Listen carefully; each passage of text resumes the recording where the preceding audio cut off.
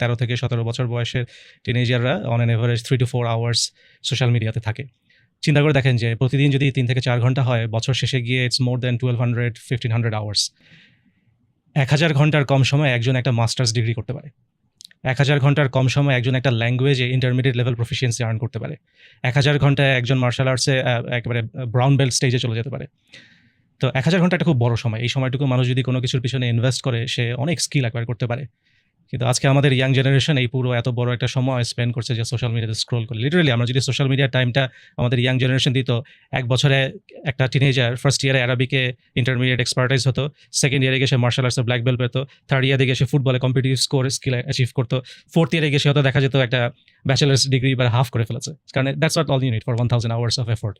কিন্তু সেটা না হয় কি হচ্ছে দেখেন আজকে সোশ্যাল মিডিয়ার কারণে জেনারেশনে।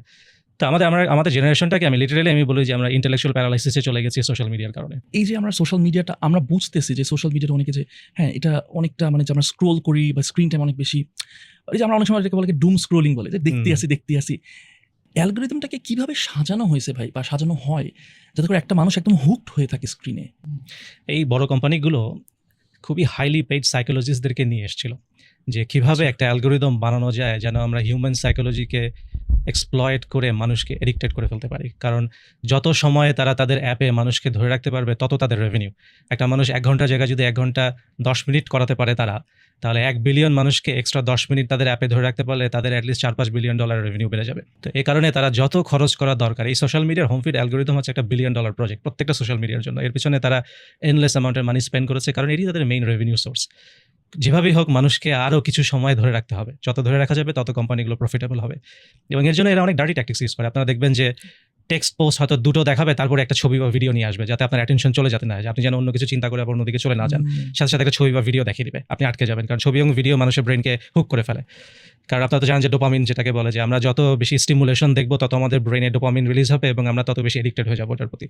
তো এই সমস্ত সোশ্যাল মিডিয়ার কাজই হচ্ছে মানুষকে ম্যাক্সিমাম ডোপামিন ডোজ দেওয়া। এটা হচ্ছে একটা ড্রাগের মতো। মানুষ ড্রাগ নিলেও তার ব্রেনের যে ডোপামিন রিলিজ হয়, এক্স্যাক্টলি সোশ্যাল মিডিয়া করার সময় মানুষের ব্রেনে ঠিক সেই ডোপামিন রিলিজ হয়। ভিডিও গেম খেলার সময় ঠিক সেই ডোপামিন রিলিজ হচ্ছে। তো তারা সেটাই চেষ্টা করে যে যত ডোপামিন রিলিজ করাতে পারবো মানুষের ব্রেনে, মানুষ তত এডিক্টেড হয়ে যাবে, তত বেশি সময় তারা সোশ্যাল মিডিয়া ইউজ করবে। তো তাদের অ্যালগরিদমটা ওইভাবেই বানানো, ডোপামিন ম্যাক্সিমাইজ করতে হবে। সেটার জন্য তারা কন্ট্রোভার্সি দেখাবে, কিছুক্ষণ পর একটা কন্ট্রোভার্সিয়াল পোস্ট নিয়ে আসবে যাতে আপনি বোর্ড হয়ে না যান। কারণ মানুষের একটা ন্যাচারাল টেন্ডেন্সি আছে, মানুষ কন্ট্রোভার্সিকে খুব পছন্দ করে। একবার কন্ট্রোভার্সিয়াল কিছু পড়তে পারলে সে আটকে যায়। কন্ট্রোভার্সি দিয়ে আপনাকে আটকে ফেলবে, ইনডিসেন্ট কন্টেন্ট দিয়ে আটকে ফেলবে, তারপরে হাইলি স্টিমুলেটিং খুব স্ট্রং ব্যাকগ্রাউন্ড মিউজিক আছে, বা খুব কুইকলি ভিডিও ফ্রেম চেঞ্জ হচ্ছে, কন্টিনিউয়াসলি ভিডিও ফ্রেম চেঞ্জ হচ্ছে, ক্যামেরা চেঞ্জ হচ্ছে, এরকম কন্টেন্ট যদি মানুষকে দেখানো যায়, মানুষের ব্রেন ওটা থেকে ডিফোকাস করতে পারে না, একদম আটকে যায়। কারণ তাকে ব্রেন কন্টিনিউয়াসলি অকুপাইড বোঝার জন্য যে হচ্ছেটা কি ভিডিওতে, একটার পর একটা যে ফ্রেম চেঞ্জ হচ্ছে, সেইভাবে তারা আমাদের অ্যাটেনশনকে গ্র্যাব করে ফেলে, করে আমাদেরকে একদম এডিক্টেড করে ফেলে। মানে আমরা বুঝি যে গভর্নমেন্ট যে লেভেলের পাওয়ার তার এক্সারসাইজ করতেছে, এটা তো একটা গভর্নমেন্ট সাধারণত করতে পারে, কিন্তু এখন তো মনে হচ্ছে যারা বিগ, কি বলবো, সবচেয়ে জায়েন্টস, আপনার কি মনে হয় যে কি দে আর অ্যাকচুয়ালি ইন পাওয়ার? মানে এই টাইপের করতে পারতেছে কিভাবে, অ্যান্ড কেউ কিছু বলছে না কেন? এটা তো একটা ওপেন সিক্রেট যে বিগ টেকগুলো অ্যাক্টিভলি গভর্নমেন্টের সাথে কাজ করে, অ্যাক্টিভলি কিছু কান্ট্রির আর্মির সাথে কাজ করে, অ্যাক্টিভলি কিছু কান্ট্রি ইন্টেলিজেন্সকে তারা সাপোর্ট করে। এটা তো known. Google, Microsoft, Amazon, Apple, এদের সবাইকে অবশ্যই ইউএস ইন্টেলিজেন্সের সাথে কোঅপারেট করতে হবে, না হলে তারা তাদেরকে ইউএসএতে অপারেট করতে দিবে না। আপনারা তো টিকটকের ইনসিডেন্টটা জানেন, যে টিকটক যেহেতু কোঅপারেট করছিল না, তাদেরকে এক্সিকিউটিভ অর্ডার দিয়ে শাটডাউন করে দেওয়ার কথা বলা হয়েছিল। মনে হয় শেষ পর্যন্ত তারা সুপ্রিম কোর্টে উইন করেছে, করে শাটডাউন করতে পারেনি, কিন্তু তাদের হেভিলি রেস্ট্রিক্টেড করে দেওয়া হয়েছে। তো সেই মোটামুটি সব রকম বিগ টেক আপনি ধরে নেন যে ইউএস এবং ইসরায়েলি ইন্টেলিজেন্সের সাথে ফুলি কোলাবোরেট করছে। আপনাদের সমস্ত ডেটা ওদের কাছে আছে, ইসরায়েলি ইন্টেলিজেন্সের কাছে আছে, এবং তারা সময় মতো এটাকে ইউটিলাইজ করবে আপনাদের এগেইনস্টে। এটা কি অনেক স্কেরি না ভাই? অবশ্যই এটা তো আমরা এটা কিন্তু আমি নতুন কিছু বলছি না, এগুলো কিন্তু already publicly very well known. BBC documentary আছে, আপনার বিভিন্ন বড় বড় নিউজ চ্যানেলে ডকুমেন্টারি আছে, লিঙ্কডইনে অনেক দেখবেন ভিডিও ইন্টারভিউ আছে এক্স মেটা এমপ্লয়ীদের যারা এই ফায়ারিংয়ের শিকার হয়েছিল, তারাও ফুল স্টোরি বলেছে তাদেরকে নিয়ে কী করা হয়েছে। এগুলো এখন পাবলিকলি ওয়েল নোন। আপনাকে একটা জিনিস বলে রাখি যে আমরা মোবাইলে পকেটে করে যখন সোশ্যাল মিডিয়া অ্যাপগুলো নিয়ে ঘুরে বেড়াচ্ছি, আমরা এসেনশিয়ালি ইন্টেলিজেন্স ডিপার্টমেন্টের জন্য একটা বিকন নিয়ে ঘুরে বেড়াচ্ছি।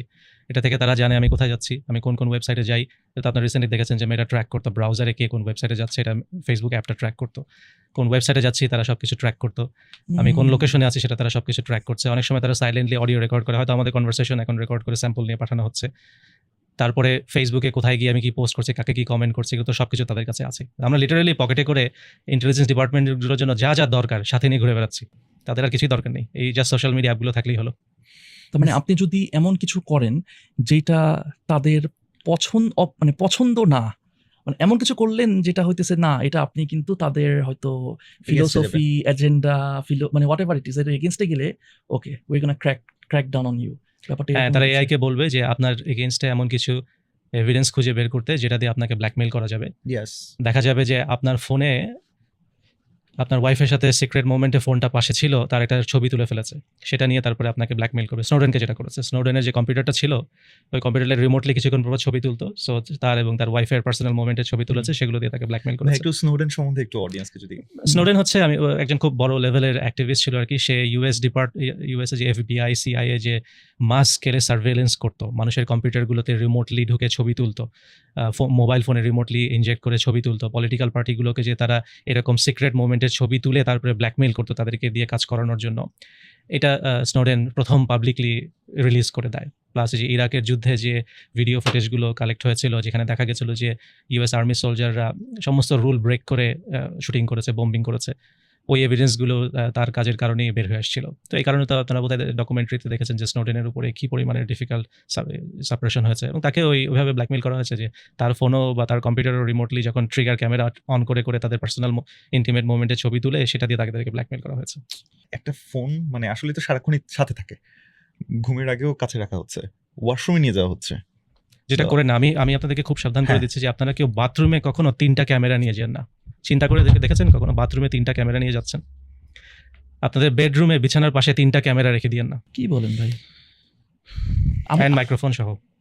আর কি দরকার? কেউ যদি আপনাকে ব্ল্যাকমেইল করতে চায় তার আর কিছু দরকার মানে আছে? আমি যদি আমার এমন একটা লাইফ কাটাতে চাই যেটা কিনা আমি তাদের আদর্শের সাথে কোনো সাংঘর্ষিক কথা জীবনে বলবো না, আমার ভেতরের কোনো মানে কি বলে এমন কোনো মুভমেন্ট জীবনে হবে না যে যেটা কিনা তাদের, যেমন আমি বললাম যে এক সময় নাফিস একদিন খুব ভালো একজন লিডার হয়ে উঠলেন, সাজ্জাদ একদিন লিডার হয়ে উঠলেন, সেদিন তো খবর আছে আমাদের সেদিন আপনাকে previous দেখাবে সব। যে 10 বছর আগে আপনার বেডরুমে ক্যামেরা থেকে এরকম একটা ছবি তোলা হয়েছে, সেটা আপনাকে পাঠিয়ে বলা হবে যে unless you sign this contract for us we are going to make this picture public.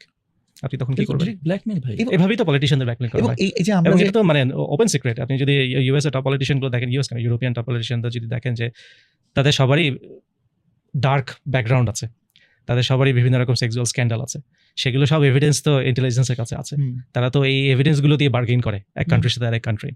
তো এটা তাহলে এটা তো একটা ভয়ঙ্কর ব্যাপার স্যাপার হয়ে যাচ্ছে। মানে আমরা তো ধরেন যখন দেখতাম বা যে ইউটিউব ভিডিওতে অনেক সময় এটা অনেকটা মনে করতে এটা কি কনস্পিরেসি থিওরি কিনা, মানে অনেক সময় চিন্তা করি যে না এটা জাস্ট এমনি, মানে হুদাই এটা মানুষজন এমনি বলতেছে, বাট ইউ আর সেইং যে এটা অ্যাকচুয়ালি হয়, মানে this is not a conspiracy theory. Conspiracy, এগুলো অ্যাকচুয়ালি হয়।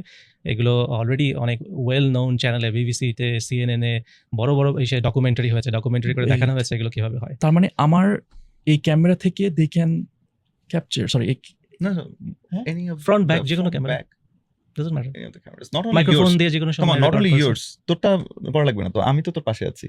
আমারটা হ্যাঁ, আমার আপনাকে ঠিক- কম্প্রোমাইজ করতে না পারলে যে ইজি টার্গেট হচ্ছে ওনার ফোনটা, হ্যাঁ, হয়তো আমার ওনাকে ফোন দিয়ে কম্প্রোমাইজ করবে। আমার উইকেস্ট লিংক ওয়াইফের যে ফোন, আপনার আমার ওয়াইফের ওয়াইফের ফোনকে, আপনার ওয়াইফকে এসএমএস পাঠিয়েছে 50% ডিসকাউন্টে শাড়ি পাওয়া যায়, ক্লিক করেছে, তার মোবাইলটা কম্প্রোমাইজ হয়ে গেছে, এরপর থেকে তার মোবাইলে রিমোটলি রেকর্ড হচ্ছে।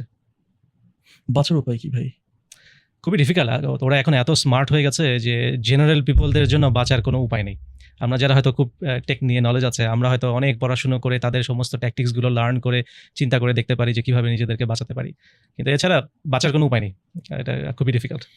আমরা কি তাহলে আসলেই স্বাধীন ভাই? না, আমরা স্বাধীন না, আমরা স্লেভ, আমরা হচ্ছে মডার্ন স্লেভ। ধরে নেন যে আপনি কোনো না কোনো ধরনের সার্ভেলেন্সের মধ্যে আছেন, ওইভাবে ধরে যেভাবে লাইফ লিড করা দরকার ওইভাবে লিড করবেন। মানে ওটা চিন্তা করেই খুশি থাকতে হবে, ওটা চিন্তা করে হ্যাঁ। হ্যাঁ, না, তবে এটা ঠিক যে মানে অনেকের, আরে বাবা এত ভয়ঙ্কর ব্যাপার আর কি, সরি ভাইয়া, সেটা হচ্ছে যে কেউ যদি মনে করে আমি গোপনে কিছু একটা করতেছি, এটা নিয়ে আসলে কোনো টেনশন নাই, মনে করে আল্লাহ আমাকে দেখতেছেন, এটা ভুলে গিয়েও কেউ কিছু একটা গোপনে কোনো একটা ক্ষতিকর কিছু করতেছেন, তার এই মুহূর্তে টেনশন হওয়া উচিত। এই লোকটা জীবনে যদি বড় কিছু করতে চায় তাহলে এগুলো বন্ধ করুক। হ্যাঁ, অবশ্যই। ইভেন যখন ল অ্যান্ড এনফোর্সমেন্ট এজেন্সি ক্রিমিনালগুলোকে ধরে, তারাও কিন্তু এইভাবেই অনেক সময় এভিডেন্স কালেক্ট করে। তো এটার পজিটিভ নেগেটিভ দুই দিকে সুবিধাই আছে। এই সার্ভেলেন্সের কারণে অনেক ক্রিমিনাল ধরা গেছে, না হলে ধরা যেত না। এবং আপনি অনেক তো কাজ করেছেন সিভিয়ার right ভাই? লেভেলের ক্রিমিনাল। আমি কিছু ল অ্যান্ড এজেন্সি টেকনিক জানি যে তারা কিভাবে অনেক সময় এই ক্রিমিনালগুলোকে একটা লিঙ্ক পাঠিয়ে বা একটা ইমেল পাঠিয়ে বা এসএমএস পাঠিয়ে অনেক সময় তাদের ফোনটাকে টেক ওভার করে, তারপরে সেই ফোন থেকে তারা লোকেশন বের করে তাকে ক্যাপচার করে। তো এই অনেক ক্রিমিনালও ধরা যেত না যদি সার্ভেলেন্স না থাকতো, কিন্তু যেটা হচ্ছে যে এই পাওয়ারটা বেশিরভাগ সময় অ্যাবিউজ হয়, যাদেরই মানি আছে তারাই সেটা অ্যাবিউজ করছে। এই পাওয়ারটা এখন মানে সর্বোচ্চ খুব সারপ্রাইজিং যে সব প্রাইভেট লিমিটেড কোম্পানি মানে প্রাইভেট কোম্পানিজ বা corporates they have. So who are this companies যারা কিনা এই জিনিসগুলো পজেস করতেছে এট দিস মোমেন্ট? আর আরেকটা জিনিস আমার মাথায় আসলো যে দেখেন নেক্সট থ্রেট কি তাহলে ওপেন এআই হবে না? কারণ দে হ্যাভ মানে ইন জেনারেল এআই থ্রেট কিনা এটা না, ওটা ওপেন শুধু যে ওপেন এর দোষ তা না, গ্রক আছে ইলন মাস্কের definitely. কন্ট্রোলে, যেটা নিয়ে আমি আরো বেশি ওয়ারিড। মেটা লামা আছে যেটা নিয়ে আমি আরো বেশি ওয়ারিড, কারণ একে তো আমরা জানি যে মেটা প্রিন্সিপাল খুব কম, তারা অনেক রকম কম্প্রোমাইজ করছে গভর্নমেন্ট এবং আর্মি ইন্টেলিজেন্সের সাথে। গুগলের এআই আসছে যেটা অলমোস্ট এভরিওয়্যার, এখন তো সমস্ত অ্যান্ড্রয়েড ফোনে এআই চলে আসছে। তো ইন জেনারেল এআই, মানুষ সবসময় যে কোনো নতুন টেকনোলজি আসলে সেটাকে কিভাবে অ্যাবিউজ করা যায় মানুষকে কন্ট্রোল করার জন্য, সেটা করবেই। এটা হচ্ছে মানুষের ন্যাচারাল হ্যাবিট। একেবারে ব্রোঞ্জ যুগ থেকে শুধু দেখেন যে যখন একটু আর্মস বানানো শিখলো তখন সেটাকে কিভাবে অ্যাবিউজ করা যায়, আমি কনকার করবো। আয়রন এরা আসলো, সেটা কিভাবে আয়রনকে ইউজ করে মানুষের ড্যামেজ করে আরও আমার পাওয়ার বাড়ানো যায়। টেকনোলজি আসলে যেটা হবে যে মানুষ অ্যাডভান্স হবে, একই সাথে আবার ওই টেকনোলজির অ্যাবিউজ হবে। আলহামদুলিল্লাহ অ্যাটলিস্ট মানুষের হিউম্যান সিভিলাইজেশন হিস্ট্রি দেখলে দেখা যায় যে যখনই আল্লাহ মানুষকে টেকনোলজি দিয়েছে ওভারঅল মানুষ আগিয়েছে, অ্যাডভান্স হয়েছে, কিন্তু একই সাথে অনেক অ্যাবিউজ হয়েছে, অনেক হার্মও হয়েছে।